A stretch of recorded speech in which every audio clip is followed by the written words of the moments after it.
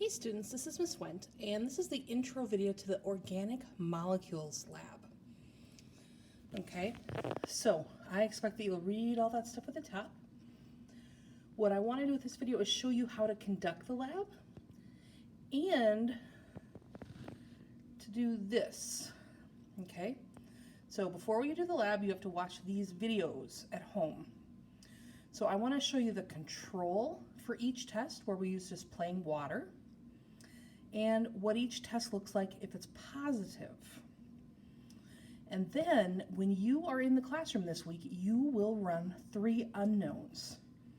So you won't know if the chemicals I give you have each item or not. But your job is going to be to figure it out. All right, so let me introduce you to kind of what we have going on here. So these are the 3 things that we're kind of testing here with chemicals: glucose, protein, and starch. So I added some sugar, glucose sugar. For protein, we're using albumin, which is like dried egg white, right there. For starch, we have cornstarch, so common things you find in food. We also have plain water to use as a control. All right, over here we have the equipment we're going to use.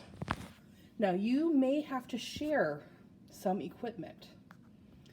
And with the virus going on, we want to make sure that we hand sanitize before lab and after lab, and we leave our masks on.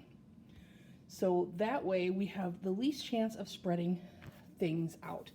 But we're going to set it up so you're not touching, or you're going to share touch with other people as least as possible. Okay, so a lot of your stuff will come in a little basket. We have 3 chemicals here. 2 of them are blue, so make sure you read the labels because they look similar. The other one is brown. There are some toothpicks, some brown paper bags, tape and a Sharpie marker to label things. This is called a spot plate for little tiny chemical reactions. It's like 12 baby test tubes. You also will have a set of regular test tubes in a holder, and we have what's called a hot water bath. So there's a beaker of water there on a hot plate, and it's warm. If it's boiling really heavy, we should turn the heat down, okay? But one of our chemical tests requires heat to make the test work, so that's what that's for. All right, so let's look at our first test. The first one I want to do for you guys is testing for carbohydrates.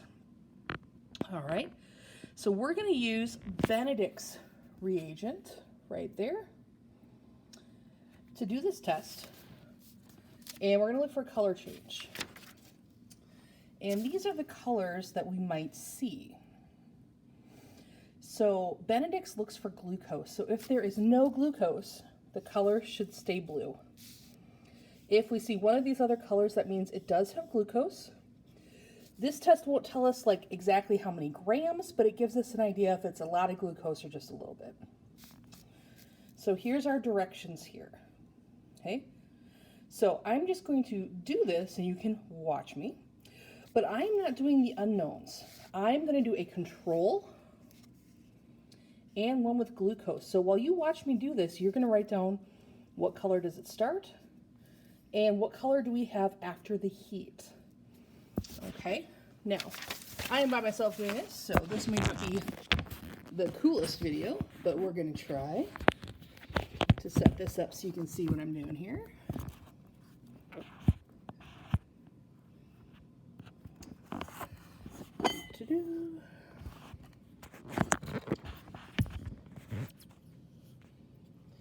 All right, so like I said, not the best video, but that's okay.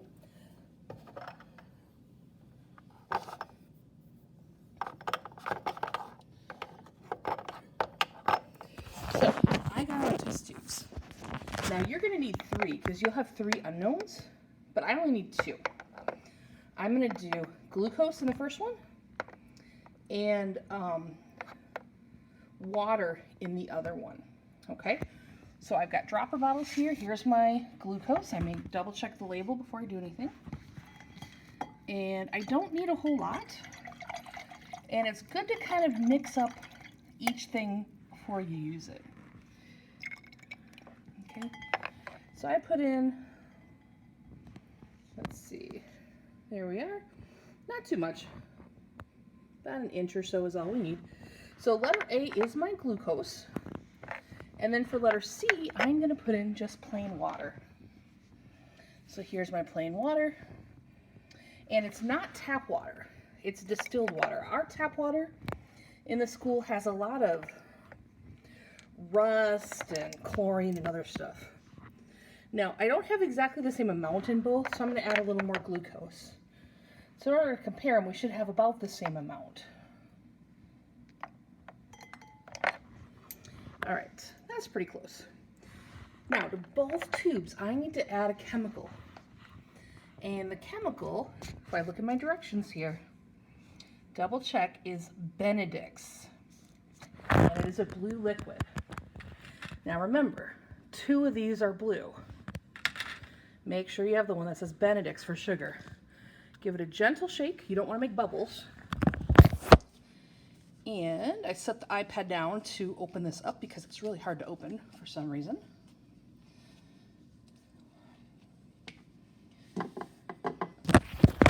All right, so here we go. And I'm going to put about 10 drops in. 1, 2, 3, 4, 5, 8, 9, 10. If you go over or under, that's fine. Just make sure all your tubes have the same amount of drops. And if they go on the edge, that's going to be okay. All right, so now, write down what color you see it starting as. So kind of hold it up in front of this light cabinet. So they look the same, right? Okay, so on the left side, I have glucose. The right side is the control, but right now they look the same. And now I'm going to bring them over and put them in my hot water bath. And they may float in there, that's okay. Other lab groups may have their tubes in here at the same time, that's okay. And we wait a minute or two to see what happens.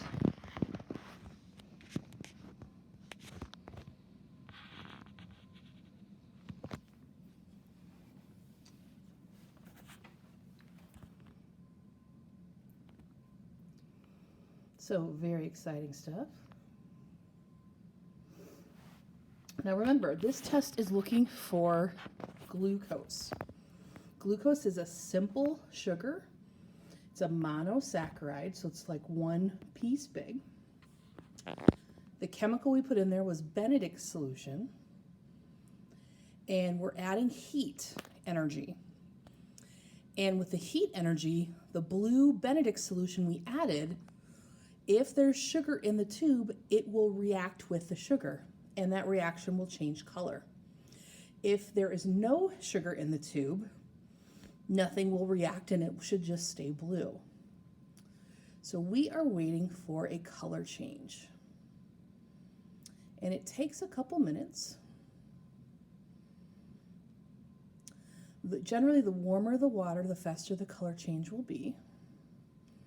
But if the water's boiling, that could be a problem.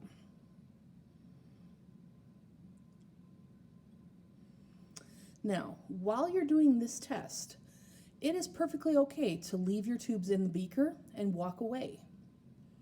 And then you can watch the other tests happen. You can do the iodine test or the Biret's test and then come back and check on these later. If they sit too long, nothing bad will happen. Okay?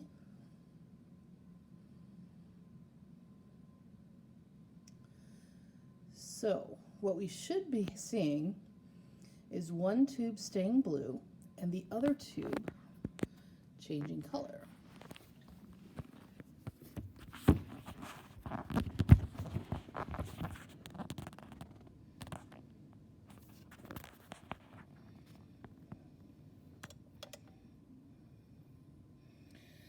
And if I pull them out real quick, we are seeing a little bit of a change there. Okay.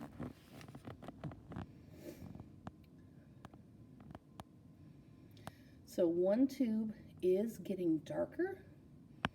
We're maybe seeing a little bit of brown at the bottom, but that's hard to tell because the top of the hot plate is also kind of brown and spotted because it's pretty old, which is fine. It works fine. It doesn't need to be pretty. Okay, but you can see there's a color change happening. So we're going to leave this. I'm going to show you another test and we'll come back to this. Okay, so the next test on our worksheet here. Okay, so if I turn the page, we're going to do an iodine test for starch. Okay, so this is another one that has a color change. If there is no starch, the color should stay a yellowish brown. If there is starch, we're going to get a dark blue or black, maybe even a purplish color. And we're going to use a spot plate for this. So we're going to put about 10 drops of whatever we're testing in the spot plate, and then add 1 or 2 drops of iodine and mix with a toothpick. It's real important you use a clean toothpick for each spot. Don't mix your toothpicks, you're going to mix your chemicals. All right? So here's our spot plate right here. It's like 12 baby test tubes. And the iodine is the brown bottle. All right, so since this is the starch test, we want our control here. So I'm going to put water in the first one. And then our starch, and again, mix it up a little bit before I use it. Starch in the second one.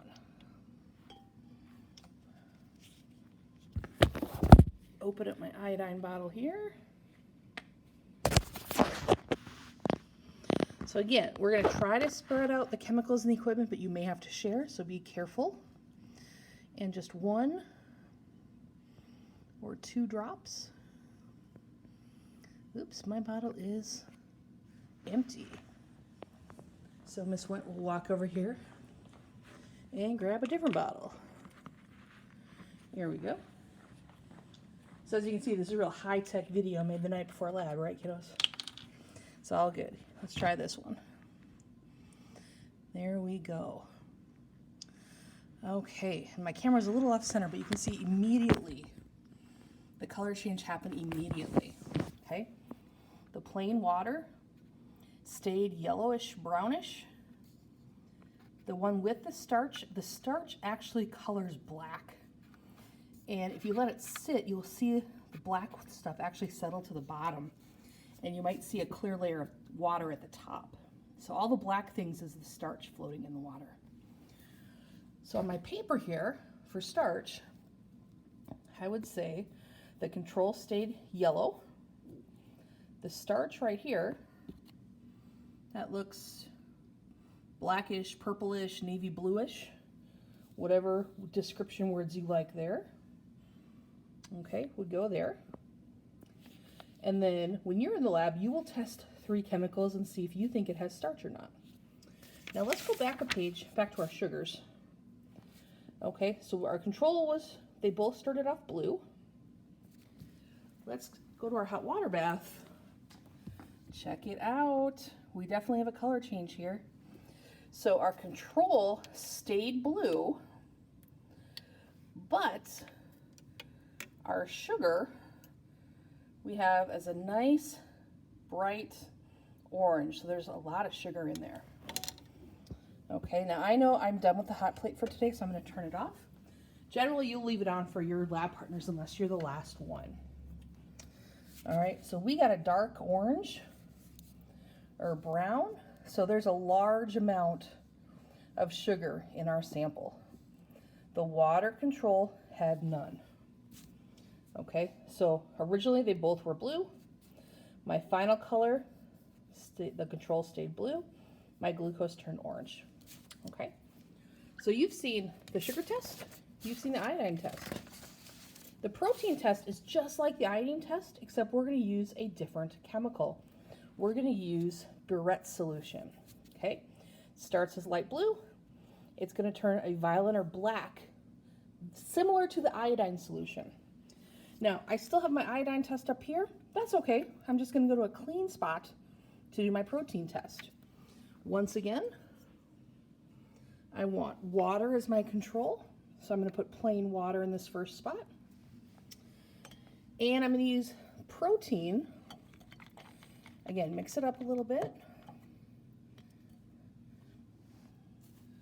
And this will go into my second spot. And the solution we're going to use is this guy, Burette. And it looks a lot like the Benedict's we already used. So it's very important that you check the labels. All right. So just add a couple drops here. So there's our control, stayed blue.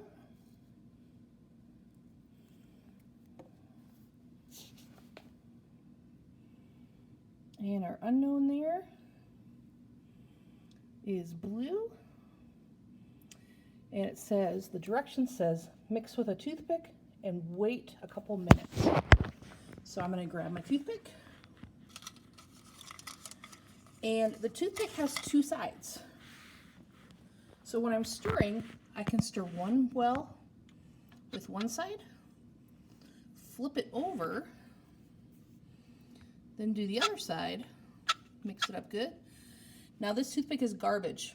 Don't reuse it. You've already used both sides. It is garbage. Throw it in the garbage.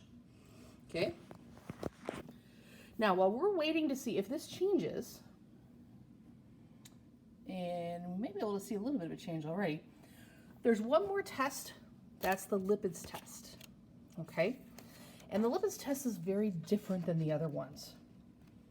We use a very low-tech way to test lipids. We use what's called the brown paper bag test.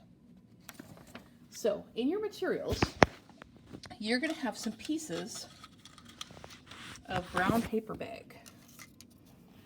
And we actually have like Fairway grocery bags we cut up.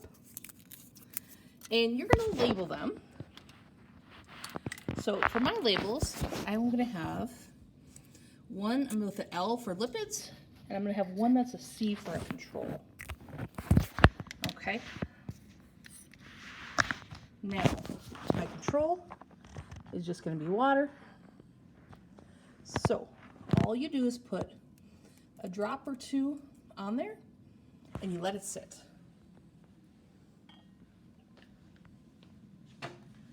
Now, for lipids,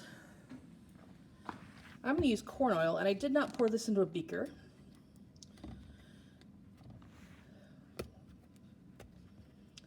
So I'm going to set the iPad down for just a second here. It's all greasy. But I'm just going to use the eyedropper right in the bottle here. All right, so I use the eyedropper, and I'm just going to put a couple drops of the oil on the bag. Now you can already see a color difference, right, between the two, but that's not what we're looking for. We're going to let this dry.